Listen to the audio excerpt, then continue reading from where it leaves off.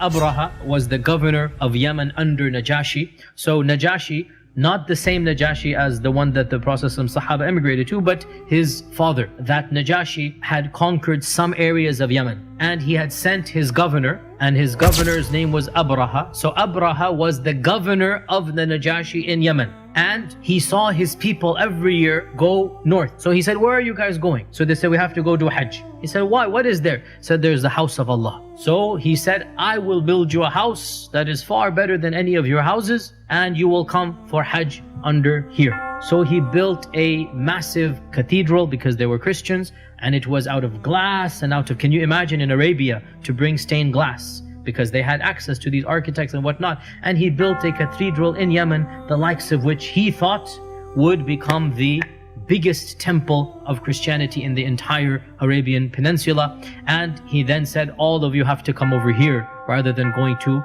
up north to the Kaaba. And when one of the Bedouins heard this, he went there, but he went there to relieve himself, number one and number two. And he went there and he did that. And he became so angry, Abraha, that he said, as revenge, I will destroy this house, so people must come to my house. And that is why he gathered together his army. And of course, because they were from Abyssinia, so they had elephants. Otherwise, elephants did not live in the Arabian Peninsula as natural beasts over there. But because he was from Africa, so he had a group of African elephants. And of course, the people of Africa had trained the elephants to be instruments of war.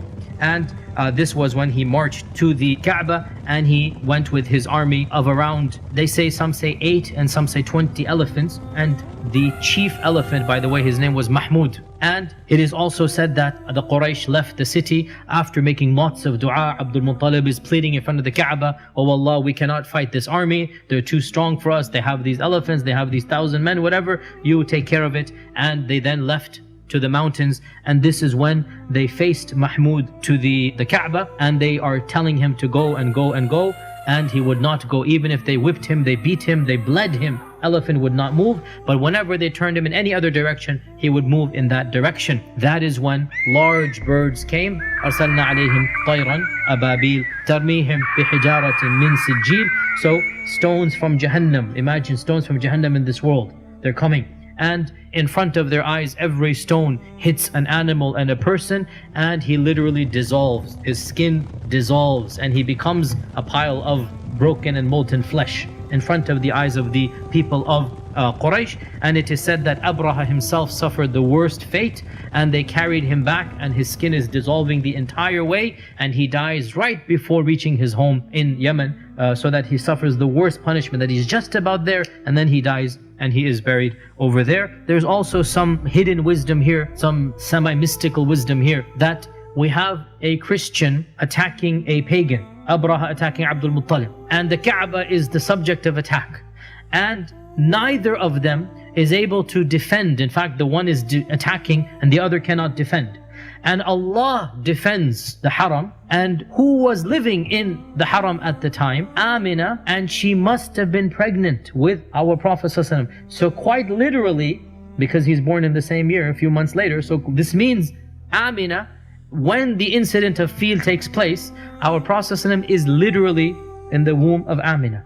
So there's a huge symbolism here, that Allah Himself protects not just the Kaaba, but what else? Our Prophet ﷺ. And it is as if to indicate that the mushrikun could not protect the Kaaba. They're not worthy of the Kaaba. So Allah subhanahu wa ta'ala destroyed those who attempted to harm it, because there will come now somebody who will be worthy of the Kaaba. The Quraysh have not been worthy to the level they deserve. So somebody will now come, and that is our Prophet ﷺ, who purified it of its idols, who made it the Qibla, and who returned it to the glory that it was, and that is the initial house that Ibrahim ﷺ built.